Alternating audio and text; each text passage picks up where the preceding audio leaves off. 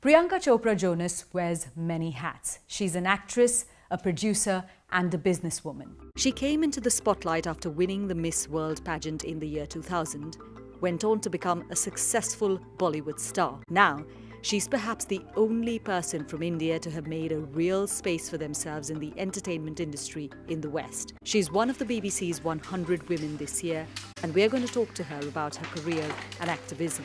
Priyanka Chopra Jonas, thanks very much for speaking to me. You're obviously a successful star in 2 countries on 2 continents, but when you were growing up, that was a very different world. When people asked you what do you want to be, what did you say? And at what point did you feel that the canvas could be as big as this? No, I never thought the canvas could be as big as this. This was not ever an aim or ever even a thought. I came from a family of doctors, physicians, military. Most of my family has been in the service. My father and my mother both were in the military. So it wasn't a realistic ambition at that time. I come from a small town in India. My parents, both highly progressive, always pushed me towards whatever dream I wanted to have. So every year I would have a different dream. Sometime I wanted to be a homemaker. Sometimes I wanted to be an engineer. I don't know, but it was never entertainment. That was never realistic. But I got into entertainment when I was 17, and after that, I kept looking at the next rung of the ladder, and then slowly I looked back and I was like 60 feet above. You know, you became Miss World at a really young age, at the age of 2000. I didn't even know what it meant. And it appeared to be like there's been lots of dramatic changes in your life, but it was probably the first one and possibly the most dramatic one. Do you think beauty pageants can be empowering? See, that's a very convoluted, complex question. I think that the equity on physical beauty when it comes to women are defined predominantly by the male gaze. And that makes it confusing, you know, that, oh my gosh, your waist is not the right size, or your height's not the right size, or you look a certain way, that makes you beautiful, or that doesn't make you beautiful.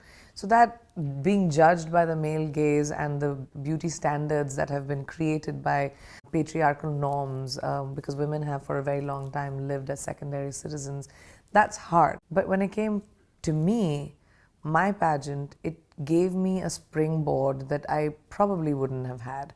So individualistically for me, now as I look back in retrospect, I don't think I would ever be a part of a pageant now, this 40-year-old me.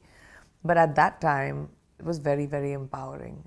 For a small town girl in a massive stage with 96 contestants being viewed around the world, you know, it just felt like, wow, my life has suddenly changed. The cameras were like that, and now it's all on me. You know, so that was a very empowering feeling. But more than that, it was a springboard to the entertainment business, which I don't think I would have ever had or chosen if that hadn't happened to me. So you said if you had to go back as the person you are now, you wouldn't. Why? I just don't want competition like that. I don't want to now. At my age, I don't want to be judged for my body type or if I can give a quick-witted answer in 60 seconds while the dong is going. There are complexities around pageants, and they can be highly empowering. But there's a lot that needs to change for them to be that way. Oh, absolutely. I was called black cat, dusky. What does even dusky mean? In a country of all dusky people, I mean, we're literally brown in India. But we still have so much equity on light skin. And of course that comes from our colonial past. It comes from, it's not even been 100 years that we've shed the British Raj. It's so we still hold on to, I think, what we were made to feel subliminally. And it is up to us and our generation to be able to cut those ties and change it for the next generation so that they don't inherit the equity on light skin. They don't inherit the gender equality that we probably thought was normal.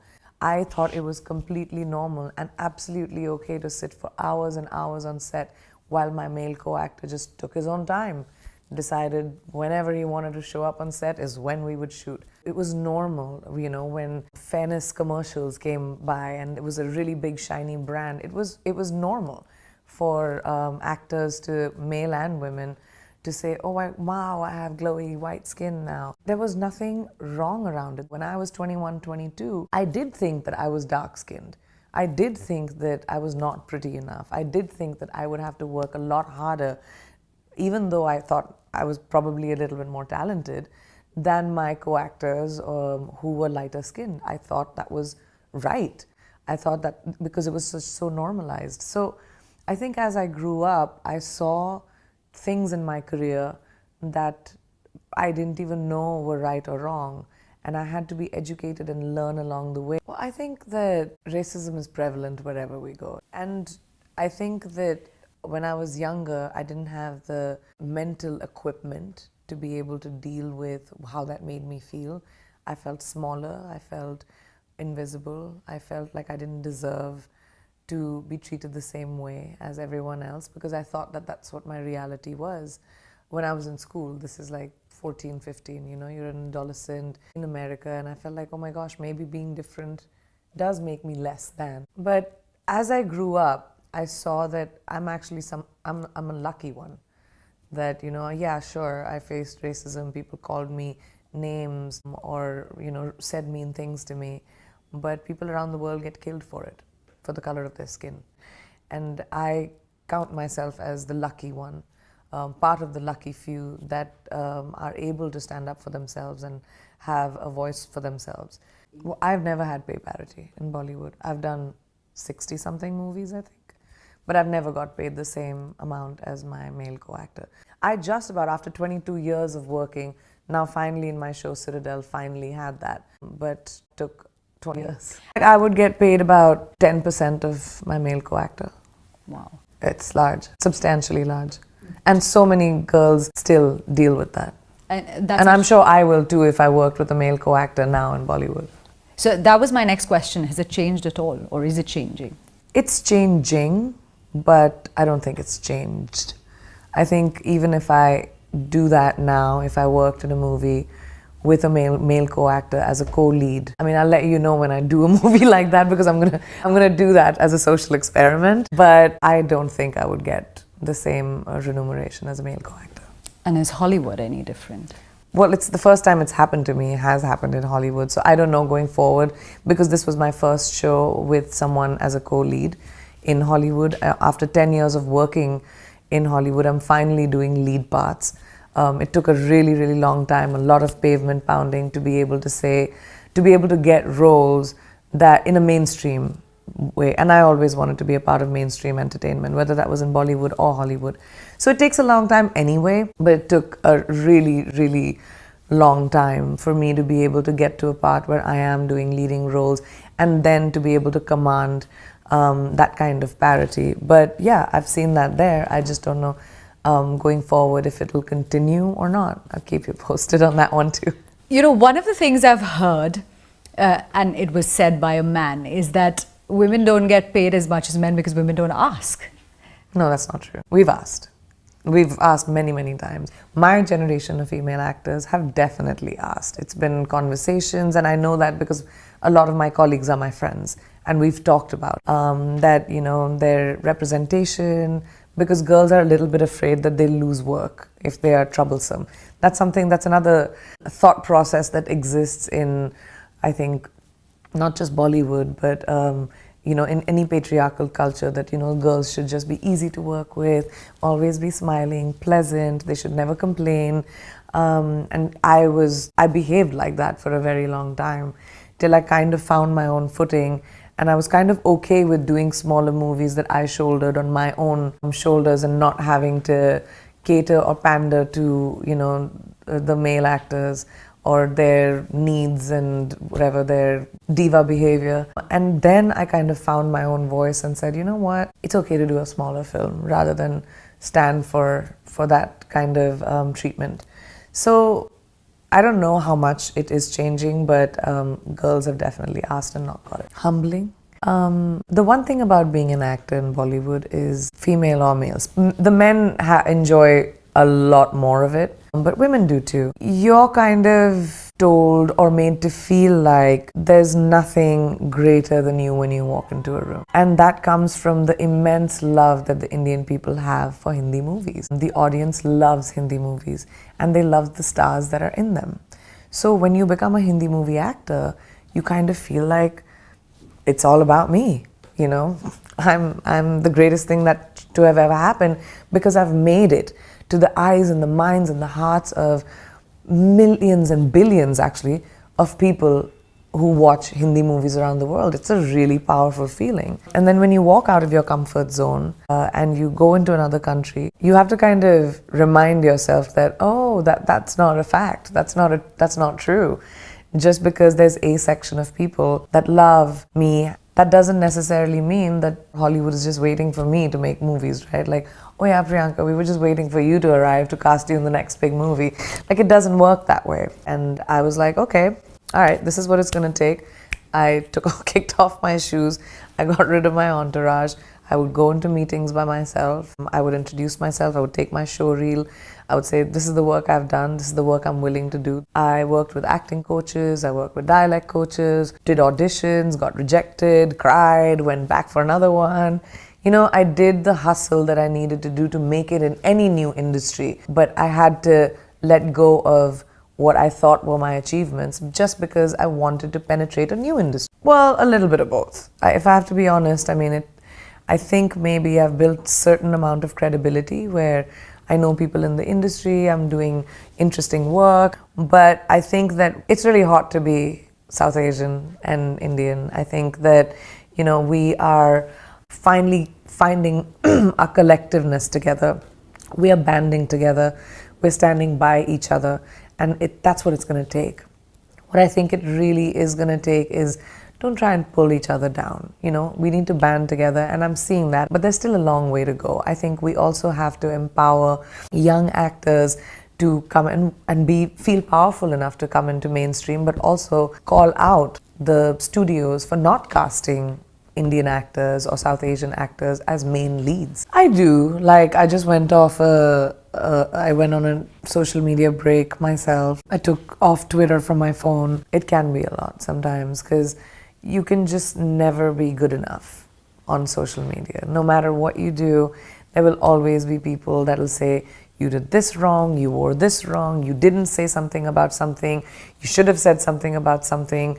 And it's just like, you can never please everyone. And I realized that very early in my career as a public person. When I was younger, in my 20s, I really needed everyone to love me because I was a public person. I was a new entertainer. I was like, why is this person hating me for this reason? Or why is this being written about me for this reason? But I quickly realized when you're a public person, you are consumed by people. You're literally dinner table conversation. I realized that the only way to protect my sanity and myself was to surround myself by people that are genuinely happy for me, that genuinely love and care about me. And my support system, whether that's my family, my friends, my team, is very strong. So then I don't need my validation from people. I don't need my validation from the comments on social media. I'm not working every day to be famous. I'm working to make movies, to make art, for people to watch what I do, and the byproduct of that happens to be fame. So once I made that distinction and that bifurcation, I think it became a lot easier for me to live a normal life and to just be a normal human being. The future matters to me a lot. I'm not a head of state, I'm not a politician, I'm an entertainer. And I can't change laws, I can't create laws, but I have influence. So I can speak about the things that I have the ability to speak about, things that I feel like I can change. So I think the future of the next generation or the children that come after us has been very important, whether that is making sure that they have access to education, understand their own rights. Again, I live in America now, where, you know, we're going backwards. Women's rights are literally, it's being criminalized for a woman's right to her own body. And in India, the Supreme Court passed a decision where it's not, where a woman has autonomy in her own right. Now, if you think about it, that makes no sense, because you would think that a country like India would actually, patriarchal, would not be able to do that, but we're seeing that in America. So it's like we're living in a time where we're moving forward 100 steps, but we're moving back at the same time. But all I think about is, like, what am I doing every single day? Can I be a good person and make sure that I create actions within my own life that maybe have a butterfly effect? I think we have gone backwards, but we've also gone forward. Where we are seeing 5 steps back, we're also seeing young girls standing up for themselves and their colleagues. we're also seeing women banding together like we've never seen before. We're also seeing women standing up for their rights, and we're also seeing men who are being allies to women. The pendulum shifts in many directions before it settles, right? So it goes into extremes before it settles. So here I am hoping that progress will come because the pendulum is moving in such different directions. But women ourselves are finding our power. We always had a voice. We just weren't allowed to use it, but now we're using it. So I'm hoping that that kind of will create the progress and change that we really need to see women have. And today in Lucknow, when I was traveling, I saw so many women that never even knew that they had the potential of being earning members of their families, earning. Young girls who were supposed to be married off at 12, 13, who have banded together, suddenly got information that it's illegal in my country for child marriage. And they have fought against other girls who are being forced into child marriage. So when you see an example of young girls, of young kids taking the power of their rights into their hands, that's when I think that we are seeing progress. And that's me being hopeful. Well, thank you so much for speaking to the BBC 100 Women. Thank you so much for asking me amazing questions.